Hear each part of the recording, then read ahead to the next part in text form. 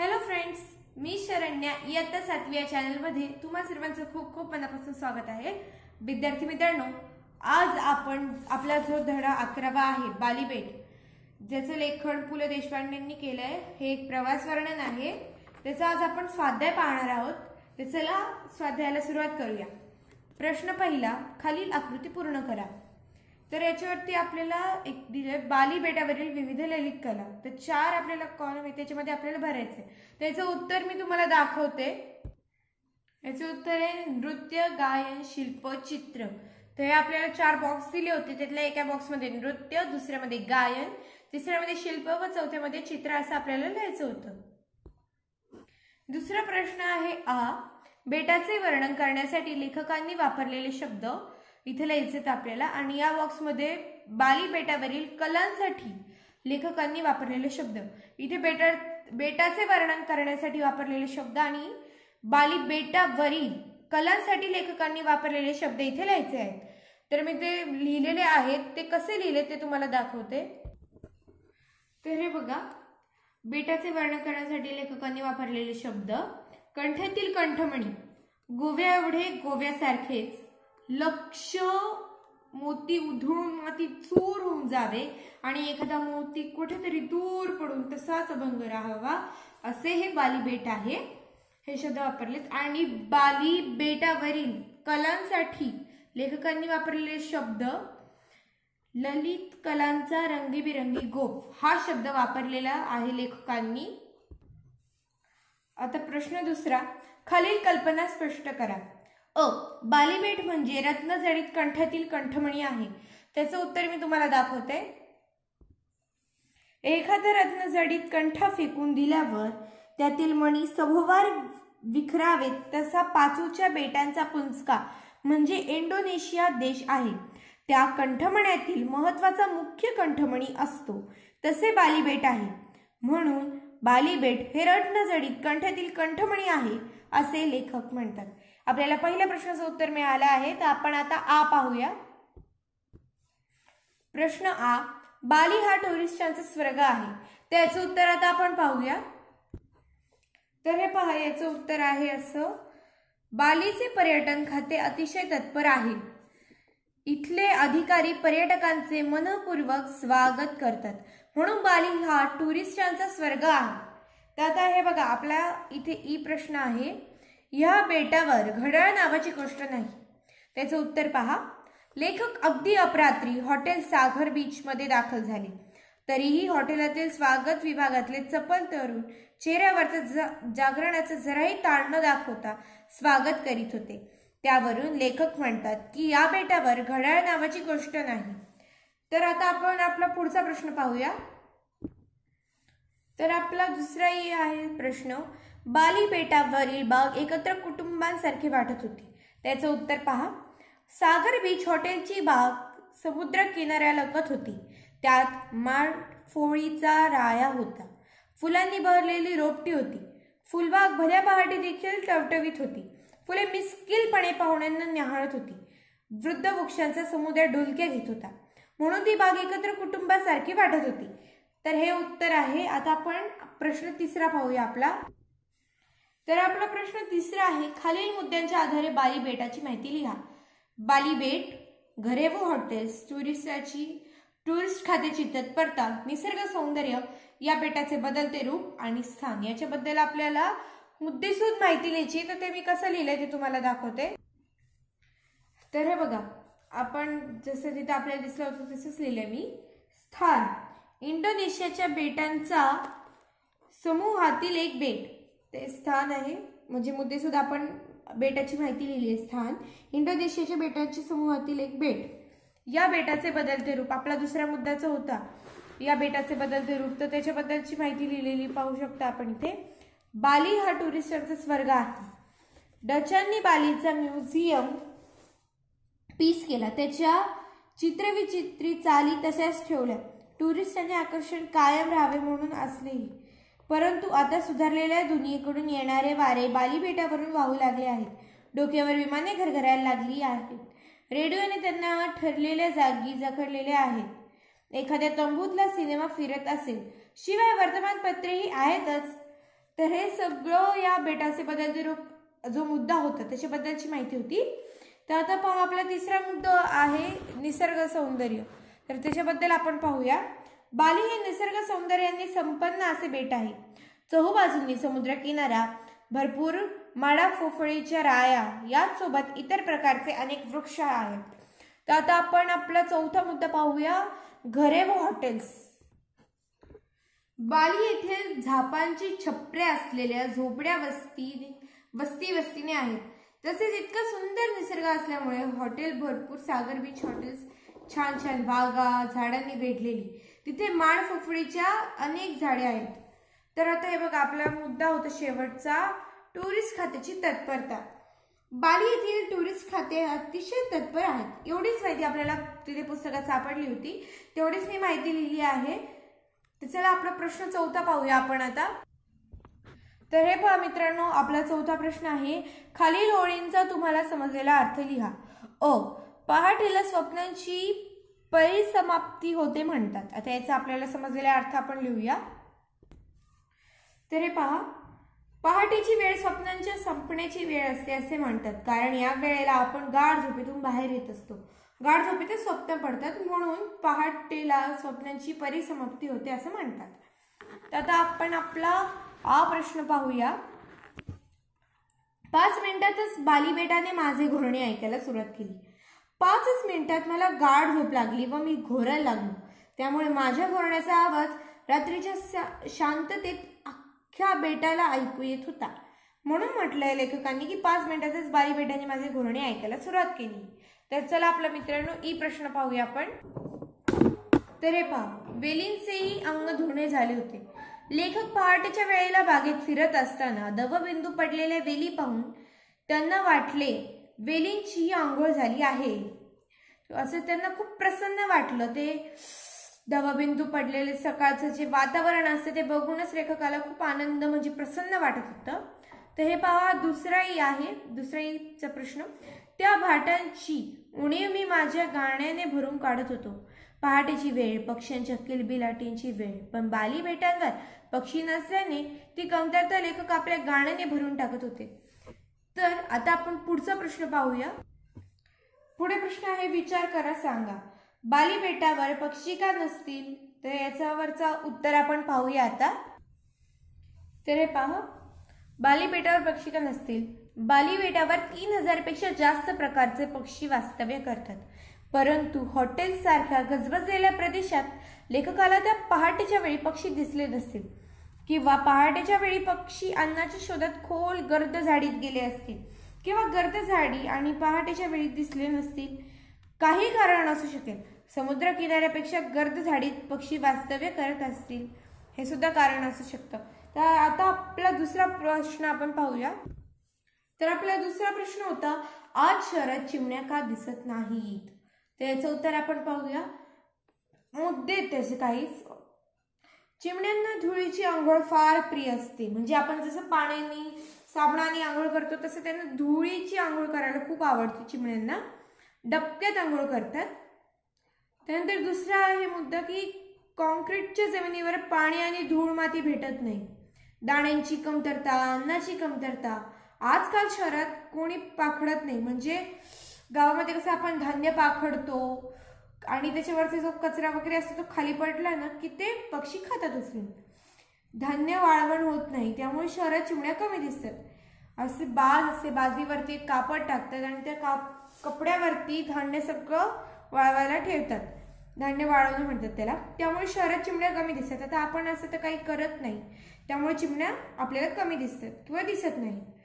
तर आपला खालचा प्रश्न आहे तो पाहूया आपण. तर पुढचा प्रश्न आहे आपला, खेळूया शब्दांशी. खालील शब्दांचा अर्थ समजून घ्या. टुरिस्टांचा स्वर्ग, थिर जंगल, अश्राप माणसे, गाणारे भाट, तंबूतला सिनेमा. आता याचा आपण अर्थ समजून घेऊया. तर आहे पहिला टुरिस्टांचा स्वर्ग. तर त्याच्यावरचं आपण पाहूया आता उत्तर. त्याच्यावरचं जे आहे ते उत्तर आपण पाहूया आता. प्रवाशांचं अत्यंत आवडीचे ठिकाण किंवा नाही, प्रवाशांचं अत्यंत आवडीचे ठिकाण, पर्यटकांसाठी सर्वोत्तम ठिकाण. याचा अर्थ आहे टुरिस्टांचा स्वर्ग. आता आहे दुसरा आ, किर्र जंगल, दाट झाडीचे, सूर्याचे किरण ही खाली येणारे नाही असे जंगल. म्हणजे ते जंगल असं असणार की इतकी झाडं, इतकी मोठी मोठी झाडं की पारवरचा जो सूर्याचा जो किरण असतो तो खाली जमिनीवर दिसणारच नाही, एवढे गर्द झाडं.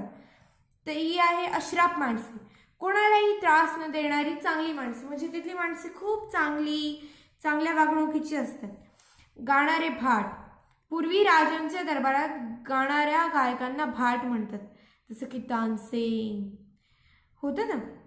तंबूतला सिनेमा, पूर्वी सिनेमा गावोगावी तंबूमध्ये दाखवला जाई. आपण कसं सिनेमा थिएटरमध्ये जातो तसं तंबूमध्ये दाखवला जायचा पूर्वी. आ, खालील शब्दांचे प्रत्येकी 2 भिन्न अर्थ लिहा. अभंगचे आणि बोट याचे आपल्याला 2 भिन्न अर्थ लिहायचे आहेत, ते आपण लिहून घेऊया. मी लिहिलेले आहेत, मी कसे लिहिले ते मी तुम्हाला दाखवते आता. तर हे पहा, अभंगाचे आहे अखंड एकसंध असे किंवा न भंगणारे काव्य प्रकार हे आहे. आ, बोट, हाताचे बोट, पाण्यात प्रवासासाठी उपयुक्त. म्हणजे असतं ना पाण्यातली बोट आणि आपल्या हाताचे बोट, असं 2 भिन्न अर्थ आहे त्या दोघांचेही. तर आपला खालील ई प्रश्न जो होता तो आहे, हे पहा इथे आपल्याला दिसतं, खालील शब्दाचा वाक्यात उपयोग करा. उभयता, लग्नानंतर प्रथमच आम्ही उभयता गावी देवीला गेलो. यांचितही, म्हणजे आजपर्यंत इतका व्यायाम करूनही वजन यांचितही कमी झाले नाही, म्हणजे जराही कमी झाले नाही. असं जराही या वाक्याचा अर्थ म्हणजे शब्द जो आहे त्याचा अर्थ जराही आहे. चौघडा, आज आम्ही सने चौघडा पिक्चर बघणार. चित्रविचित्र, चित्रविचित्र हालचाली करून कुहू आमचे लक्ष वेधून घेत होती. चला आपला पुढचा प्रश्न आपण पाहूया, शोध घेऊया. आंतरजालाच्या सहाय्याने आशिया खंडाचा नकाशा पहा. आंतरजाल म्हणजे इंटरनेटच्या सहाय्याने आशिया खंडाचा नकाशा पहा. आशिया खंडातील कोणकोणत्या देशांना समुद्रकिनारा लाभला आहे व त्या समुद्रात कोणती बेटे आहे याचे निरीक्षण करा व त्याची नोंद करा. देश, लाभलेला समुद्र, तेथील बेटे. आता त्याची माहिती आपण इंटरनेटवरनं घेऊया. हा प्रश्न आहे. आंतरजालाचे म्हणजे इंटरनेटच्या सहाय्याने अंदमान निकोबार या बेटांची माहिती खालील मुद्द्यांच्या आधारे मिळवा. ते पण आपण इंटरनेटच्या आधारे करूया. हे पहा, आपल्याला इथे दिसतच आहे की तो मुलगा कम्प्युटरवरती काहीतरी शोधत आहे. तुम्हाला इथे दिसतंय ना चित्र, एक छोटा मुलगा आहे, तो सगळं तिथे बघा कम्प्युटरवर कसं शोधतोय. तसं आपल्याला आपल्या फोनवरती किंवा मग जर तुमच्याकडे लॅपटॉप असेल तर लॅपटॉपवरती शोधायचं आहे. तर आपल्याला मुद्द्यांच्या आधारे माहिती मिळवायची. पण ते मुद्दे कोणते? तेथील आदिवासींचे जीवनमान, निसर्ग सौंदर्य आणि तेथील सोयीसुविधा याच्याबद्दल आपल्याला माहिती मिळवायची. प्रेक्षणीय स्थळाच्या संदर्भात खाली काही नमुने दिले आहेत, त्यांच्या आधारे तुम्ही भेट दिलेल्या एखाद्या प्रेक्षणीय स्थळाचे वर्णन लिहा. निसर्ग सौंदर्य, परिसर, आख्यायिका, कथा, लोकपरंपरा, वैशिष्ट्ये, भौगोलिक ऐतिहासिक स्थळ, प्रेक्षणीय स्थळ. त्याच्या आधारे आपल्याला प्रेक्षणीय स्थळाचे वर्णन लिहायचे आहे. तुम्ही जर कुठे प्रेक्षणीय स्थळाचे वर्णन म्हणजे तुमच्या वहीत तुम्ही लिहू शकता. चला आपण पुढचा प्रश्न पाहूया आता. माहिती मिळूया. केलानी देशाटन, त्वरा करा त्वरा करा. आजच लक्ष्मी टूर्सला भेट द्या. लक्ष्मी टूर्स तर्फे आयोजित उन्हाळी सुट्टीतील खास परदेश सहल. आपली सहल निश्चित करा, उन्हाळी सुट्टीचा आनंद घ्या. सहलीचा कालावधी मे महिना. 28 फेब्रुवारीपर्यंत नोंदणी करणाऱ्याला प्रवास शुल्कात 50% सवलत व भेटवस्तूंची खैरात. संपर्कासाठी कार्यालयाचा पत्ता लक्ष्मी टूर्स, लक्ष्मीकांत बिल्डिंग, लक्ष्मीनगर, पुणे. तर हे पहा, आपल्या इथे वरील जाहिरात वाचा, त्या आधारे खाली दिलेल्या प्रश्नाची उत्तरे लिहा. सहलीचे आयोजक कोण आहेत? तर लक्ष्मी टूर्स हे आयोजक आहे. सहलीची वैशिष्ट्ये कोणती? की 28 फेब्रुवारीपर्यंत नोंदणी करणाऱ्याला प्रवास शुल्कात 50% सवलत व भेटवस्तूंची खैरात ही वैशिष्ट्ये आहेत. सहलीला जाण्यासाठी नोंदणी करणाऱ्याला सवलत का दिली असावी असे तुम्हाला वाटते? आता प्रत्येकाचं याच्यामध्ये वेगवेगळं असू शकतं. सहलीला जाण्यासाठी नोंदणी करणाऱ्याला सवलत का दिली, तर मला तर असं वाटतं की त्यांचा पण याच्यात फायदा आहे की खूप सारी लोक त्यांची लक्ष्मी टूर्स जी आहे त्याच्यामध्ये सहलीला जातील असं त्यांना वाटावं, की जास्त लोक यावी, जास्त लोकांना फिरावं असं त्यांना वाटतं, म्हणून त्यांनी सवलत त्यांना दिली असावी. प्रस्तुत जाहिरात विश्वसनीय आहे असे तुम्हाला का वाटते का? जाहिरातीतील कोणती गोष्ट तुम्हाला अविश्वसनीय वाटते? मला तर असं वाटतं की हे जे 50% सवलत व भेटवस्तूंची खैरात जे आहे ते अविश्वसनीय आहे. कारण हे बघा ना, आपल्याला जायचं कुठे, आपली सहल निश्चित करा, उन्हाळी सुट्टीचा आनंद घ्या, पण आपल्याला परदेश सहल जायची आहे. त्यासाठी आपल्याला त्या लोकांचा पहिले विचारपूस करायला लागेल. विचारपूस केल्याशिवाय जर आपण विचारपूस केली आणि त्यांनी आपल्याला बरोबर आपली जी विचारपूस करण्याची उत्तरं बरोबर दिली तर ते मला विश्वसनीय वाटतं. आता खाली आहे, आपण समजून घेऊया. खालील वाक्य वाचा. शाबास, चांगले काम केलेस बाळा. तर चेहऱ्यावरचा आनंद तुम्ही बघू शकता की त्यांनी चांगलं काम केलं, तर त्याला म्हणजे शाबासकी दिला, आपल्या चेहऱ्याला कसं खुलून येतो की नाही तसं. अरे रे फार वाईट झाले, तर त्याचा चेहरा पहा, तुम्ही पाहू शकता त्याचा चेहरा कसा दिसतोय. त्याच्या पुढे आहे बाप रे केवढा मोठा साप. आपण करतो बाप रे केवढा मोठा साप आहे हा, तसं त्याचा चेहरा तुम्ही पाहू शकता. आता त्याच्या पुढचा आहे आहा पिसारा फुलवलेला मोर. आपण बोलतो ना आहा काय पिसारा फुलवलेला मोर आहे, त्याच्या चेहऱ्यावरचा तुम्ही भाव पाहू शकता. वरील वाक्यातील शाबास, अरे रे बापरे, आहा ही केवळ प्रयोगी अव्यये आहेत. या शब्दांना उद्गारवाचक शब्द असेही म्हणतात. वा, आहा, आहा, अरे रे, अबब, बापरे, ठीक, छे, ही काही केवळ प्रयोगी अव्यय आहेत. तुम्हाला आणखी काही सुचतात का पहा आणि लिहून काढा. ही मला सुचलेली केवळ प्रयोगी अव्यय आहेत, ती मी लिहून काढली आहेत. आई शपथ, अरे देवा, मेलो, छानच ग, शी. ही केवळ प्रयोगी अव्यय मी लिहिलेली आहे. खालील चित्रांचे निरीक्षण करा. चित्रातील व्यक्तिरेख कोणत्या चुका करत आहेत, त्या चुकांचा परिणाम काय होऊ शकतो यावर गटात चर्चा करा. चर्चेतील मुद्द्यांचे वर्गात गटनिहाय सादरीकरण करा. वाहतुकीचे नियम पाळा, रस्त्यावरचे अपघात टाळा. आता वाहतुकीचे नियम तर आपल्याला पाळले पाहिजे. इथे बघा आपल्याला दिसते की रेड सिग्नल आहे, सगळी लोक व्यवस्थित उभी पाहिजे की नाही या रोडच्या पुढे, पण तो माणूस पहा रेड सिग्नल असतानाही पुढे गेलाय. तसं आपल्याला वागायचं नाही. आपल्याला रेड सिग्नल असेल तेव्हा थांबायचंय आणि तो रेड सिग्नल जेव्हा ग्रीन होईल तेव्हाच आपल्याला गाडी आपली पुढे न्यायची. असा प्रवास धोकादायक, जीवावर बेतल्यास हानिकारक. आता इतकी लोक जर बसमध्ये असतील आणि पूर्ण जर एखादी गाडी आली, गाडी टर्न करताना ही लोक पडू शकतील की नाही, त्यामुळे नेहमी असं कधीच करायचं नाही. सीटवर शांतपणे बसायचं. तर पुढे पाहू शकता आपण, इथे खाली आहेत प्रश्न आपल्याला दिलेले. 4 मुलं बसली, तर एवढी जण गाडीवर बसणं बरोबर आहे का? वाहनांची क्षमता जाणून घ्या, सुरक्षित प्रवासाची हमी घ्या.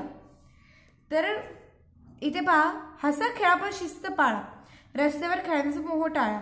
आता हे बघा, क्रिकेट खेळणं ही चांगलीच गोष्ट आहे. तुम्ही गार्डनमध्ये खेळा, कुठे पार्किंगमध्ये खेळा, पण असं रोडवर खेळताना मागचा जो माणूस आहे तो पाहू शकतो तुम्ही किती वैतागलाय. त्याला या मुलांमुळे थांबावं लागतं की नाही. एखाद्याला इमर्जन्सी असते, काही असू शकतं, त्यावेळेस तो माणूस करणार काय? आता हे बघा, खालील पाट्यांवर वाहतूक सुरक्षिततेच्या संदर्भात घोषवाक्य तयार करून लिहा. मी घोषवाक्य तयार करून लिहिलेले आहेत, ती तुम्हाला मी दाखवते आता. आपल्याला 2 लिहायची होती, मी पण 2 लिहिली आहे. अति घाई संकटात जाई आणि दुसरं म्हणजे नजर हटी दुर्घटना घटी. ही आपल्याला बऱ्याचशा रोडवरती दिसतात, अजूनही बरेच असतात, पण मला जे 2 सुचले ते मी लिहिलेत. तुम्हाला जर कुठे अजून कोणते कोणते दिसले तर तुम्ही ते सुद्धा लिहू शकता. तर मित्रांनो, अशा प्रकारे आपला जो धडा 11वा आहे बालीबेट, त्याचा स्वाध्याय आपला पूर्णपणे लिहून झालाय. जर हा व्हिडिओ तुम्हाला आवडला असेल तर लाईक, शेअर, कमेंट करा आणि या इयत्ता 7वीच्या चॅनलला सबस्क्राईब करायला विसरू नका. भेटूया नेक्स्ट व्हिडिओमध्ये. तोपर्यंत बाय बाय.